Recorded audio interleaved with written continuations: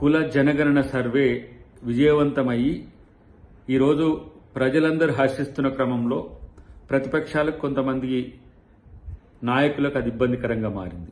గత ప్రభుత్వంలో సకల జన సర్వే పేరు మీద లిమ్కా బుక్ ఆఫ్ రికార్డ్స్లో పొందుపరచడానికి అన్నట్టు జరిగిన ఆ సర్వేలో దేశంలోనే కాదు అంతర్జాతీయ స్థాయిలో ఉన్న తెలంగాణ వాళ్ళందరూ వచ్చి రికార్డు స్థాయిలో రికార్డు చేయించుకున్నప్పటికి కూడా ఆ వివరాలను బయట పెట్టకపోగా, పబ్లిక్ డొమైన్ లేకపోగా ఇలా వాళ్ళు మాది కూడా పబ్లిక్ డాక్యుమెంట్ అంటున్న పరిస్థితి మనం చూస్తున్నాం.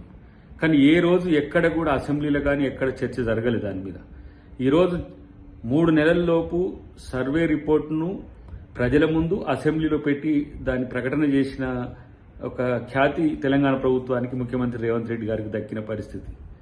అది తట్టుకోలేక మేము బీసీల కోసం మేము చేసే అంశంలో మేము వెనుకబడిపోయినామని చెప్పి ఒక ఆతృతతో చేస్తున్న ప్రకటనలు వాళ్ళను ఏ విధంగా దిగదారుస్తున్నాయో చూడాల్సిన అవసరం ఉంది. రేపు 42% రిజర్వేషన్స్ కూడా బీసీలకు ఇవ్వడానికి తెలంగాణ ప్రభుత్వం సిద్ధమవుతున్నది. అది టెక్నికల్ ఇష్యూస్ ఉన్నా, ఎలాంటి ఇష్యూస్ ఉన్నా ఈ మధ్యనే ఈశ్వరయ్య గారు కూడా ఒక డాక్యుమెంట్ తయారు చేసిండ్రు. దాన్ని కూడా ప్రభుత్వం పరిశీలిస్తుంది. క్యాప్ను పక్కన పెట్టైనా సరే ఏ విధంగా బీసీలకు రిజర్వేషన్లు ఇవ్వచ్చో ప్రభుత్వం ఆలోచిస్తున్నది.